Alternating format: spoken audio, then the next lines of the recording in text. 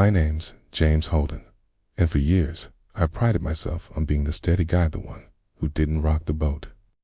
I'm a high school history teacher in Cedar Falls, Iowa, a small town where everyone knows your business.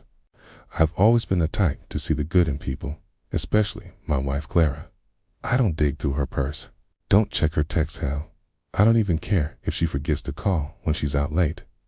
To me, that's trust, the bedrock of a solid marriage. We've been together 8 years, built a cozy little house on Maple Street, and I thought we had a good 2 dogs, a porch swing, the works. I'd shrugged off her quirks, like when she'd splurged on designer bags we couldn't afford or stay out till midnight with friends. I told myself it was fine, she's just spirited, right?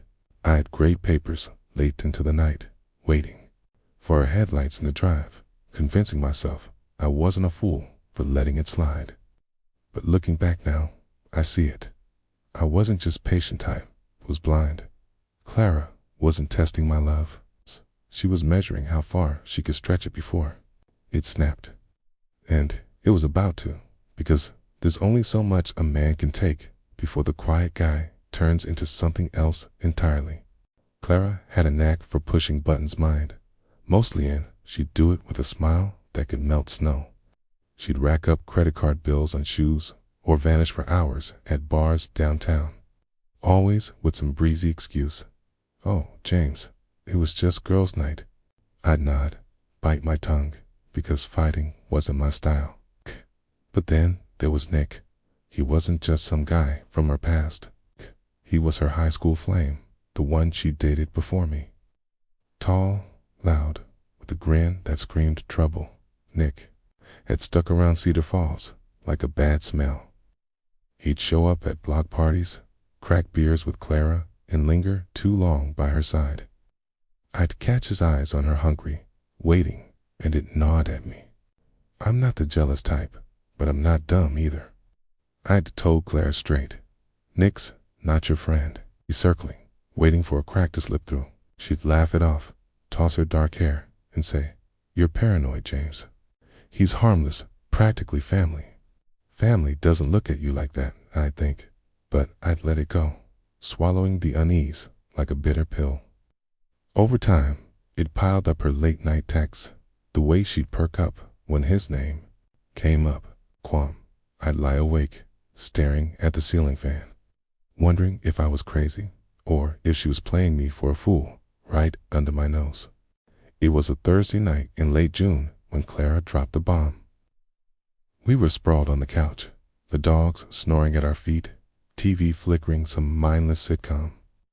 She was scrolling Instagram, her voice casual as she said, "Hey, some old college buddies are planning a trip to Santa Cruz beach vibes, bonfires, the whole deal." I shrugged. Sounded fun, harmless. I liked her having her own life. It kept us from turning into one of those clingy couples. But then she kept talking, her tone to light, like she was tiptoeing around a landmine. "Oh, and Nick's going, too. She'll be a blast with him there." My gut twisted hard, like someone punched it. Santa Cruz was a 6-hour flight from Iowa, not some quick weekend jaunt, and Nick's name lit a fuse in me. I sat up, the dogs stirring, and looked at her. Her hazel eyes flicked to me, testing. "Nick," I said, voice low. "The guy I've been warning you about for years." She smirked, shrugged. "Come on, James. It's a group thing. Don't make it weird." But it was weird. It reeked of something rotten. I saw it in her glance, the way she held her phone a little tighter. This wasn't just a trip. It was a dare, a line in the sand she wanted me to cross or not. And I knew. Right then, this was the hill I died on if I didn't act. The living room went quiet after Clara's Santa Cruz bombshell, the sitcom laugh track mocking the tension between us. I stood up, pacing by the fireplace, the dogs watching me with tilted heads. Clara lounged on the couch, scrolling like nothing was wrong, but I could feel her eyes darting to me, waiting. I stopped, turned, and locked onto her. "Clara," I said, my voice steady but edged with steel. Let a lot slide, Nick. Hanging around, your late nights, all of it. But this, you go on that trip with him, we're done. She froze, her thumb hovering over her phone, then laughed a sharp, brittle sound that grated my nerves. Jesus, James, you're so dramatic, she said, rolling her eyes.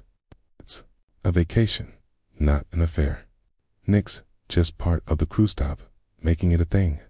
I stepped closer, my shadow falling over her.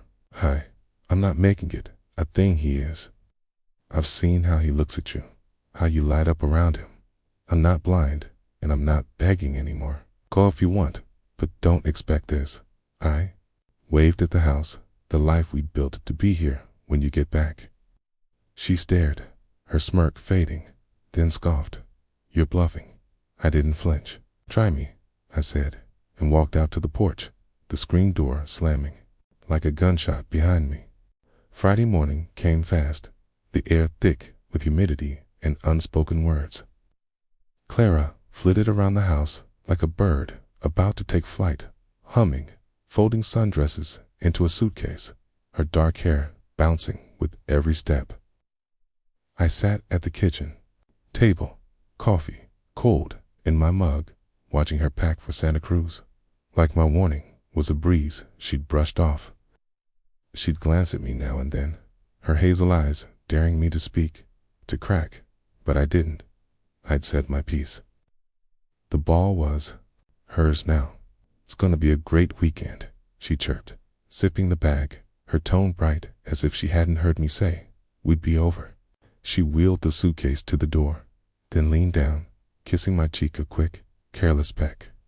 Love you, James, she said, light as air, like I hadn't drawn a line in the sand 2 nights ago. I didn't move, didn't reply, just stared, as she grabbed her keys and strutted out, the dogs whining at her heels.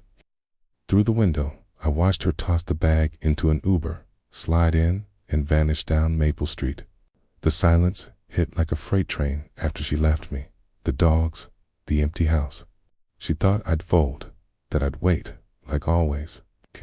But as the car turned the corner, I felt it. A switch flipped. This wasn't a game anymore. The second Clara's Uber disappeared, I sprang into motion, no hesitation, no second guessing, just a cold, clear resolve. I grabbed my phone, called Mike's Locks downtown, had it booked yesterday and, by noon, every door on Maple Street had new deadbolts gleaming like armor. The dogs trailed me, confused, as I hauled boxes from the garage, packing Clara's life into them, her silk blouses, her perfumes, that damn shoe collection she loved more than me. I worked fast, sweat soaking my shirt, each item a cut. I was cauterizing her makeup mirror, her yoga mat, even the little notes she'd left on the fridge. By dusk, 6 boxes sat stacked by the door, taped shut, labeled for her sister's place in Des Moines. No parents here, just a siblinghood deal. Then I dialed my buddy Tom, a divorce lawyer who owed me a favor from college. Dry it up, I said, voice flat. She's out, house is mine, no alimony. He didn't ask questions, just said, on it. I hung up, stood in the living room, the dogs panting at my feet, and felt the weight lift, not gone, but lighter. Clara thought she'd waltz back to her old life, that I'd cave like some kicked puppy. But I wasn't playing doormat anymore. This house, this life, was mine now, and I'd burn it down before I let her touch it again. I'd figured Clara would stay gone the full week, soaking up sun and Nick's charm in Santa Cruz, oblivious to the storm I'd brewed back home. But 3 days later, my phone pinged a security cam alert from the porch.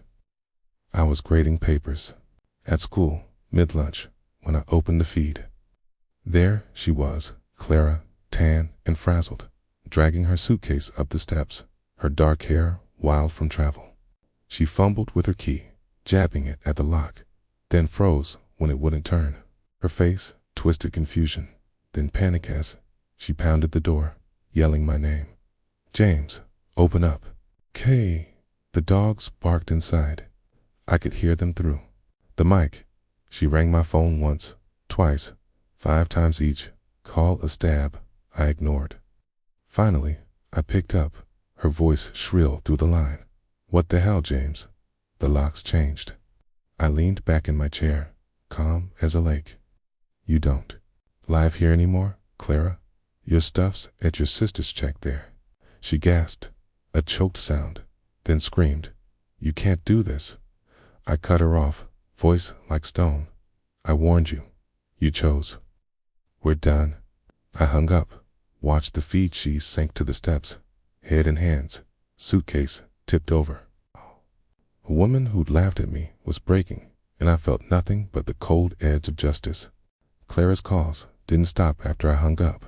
She went full barrage. Texts flooding my phone like a dam burst. James, please, talk to me. I messed up, I'm sorry. I sat in my classroom, papers forgotten, watching the screen light up. Then a voicemail hit her voice raw, sobbing. A wreck I barely recognized. James, listen, you were right about Nick. She choked out, breath hitching. We got drunk at the beach housey. He took pictures, said he'd send them to you unless I paid him. I didn't sleep with him, my swear, but he's got me trapped. Please, I need you. The desperation clawed through the speaker. Her sobs, a jagged edge, tearing at old wounds. I replayed it, her words sinking in. Nick, the snake, had struck. And now she was scrambling. Another text. I'm begging you, I'll do anything. I stared at the phone, her pleas piling up, and felt a flicker, not pity, not love, just a tired echo of what we'd been. She'd danced with the devil, thinking I'd catch her fall. I typed back, slow and final. You dug this hole, Clara. Climb out alone. Sent. Blocked. The screen went dark, and I leaned back. The dog's barks faint through the cam feed as she pounded the door again, screaming my name into the void. She'd gambled everything and lost. Word spread fast in Cedar Falls. Small towns don't let secrets sleep. Clara's sister Emily took her in, but not with open arms. The boxes I'd shipped sat unopened in her garage for weeks. Emily called me once, voice tight. She's a mess. James, what the hell happened? I didn't spill, just said. She knows. Clara's folks were worse. Her dad, a gruff farmer who'd always liked me, cut her off cold when he heard she'd tanked our marriage for a fling. No daughter of mine pulls that. He'd growled to a neighbor, word getting back to me. Her mom sent me a card. Sorry, not forgiveness for Clara, just pity for me. Her friends tried damage control, texting me. She's sorry. James, give her a chance. I deleted them all. No reply, Nick. He bolted the second Clara, spilled his blackmail scheme. Cops got wind, and he was gone, leaving her with nothing but shame. She'd show up at the diner, eyes sunken, hair a tangle, folks whispering as she sat alone. I heard she'd lost her job boss, didn't like the drama. Her life unraveled thread by thread, and I watched from afar, not gloating, just done. She'd built her castle on sand, and the tide had come in hard. After Clara's fall, I didn't look back, not once. Cedar Falls settled into a new rhythm for me, grading papers, walking the dogs, fixing up the house she'd left behind. I tore out the carpets she'd picked, painted the walls a deep blue. I liked, made it mine again. Work kept me steady. Students slapped my back. Mr. Holden, you're a badass, after rumors spread. I'd grin, shrug it off, but it stuck. Friends like Tom rally beers at the bar. No questions, just company. I started running again, 5 miles along the river at dawn, the cold air burning my lungs clean. Clara's texts stopped after I blocked her. Her voice faded from my head.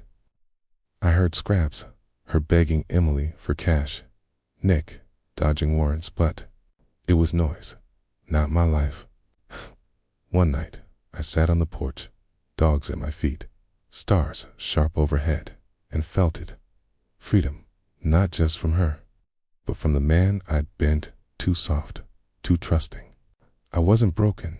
I was rebuilt. She'd gambled. I'd cave. That I'd always take her back. She lost, and I won my house, my peace, my future. The town saw it too. James Holden wasn't the quiet guy anymore. He was the one who walked away and kept going.